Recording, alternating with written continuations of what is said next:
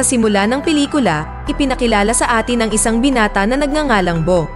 Si Bong ay napakatalino sa pagluluto at siya ang pinakabatang chef sa Blue House na siyang opisyal na tirahan ng South Korean Prime Minister. Nang gabing iyon, nalaman ni Bong na ang kamera ay nagsasagawa ng hapunan para sa isang Chinese ambassador. Masyadong sensitibo ang ambassador sa fishbone, kaya inutusan si Bong na maghanda ng masarap na ulam ng isda na walang buto.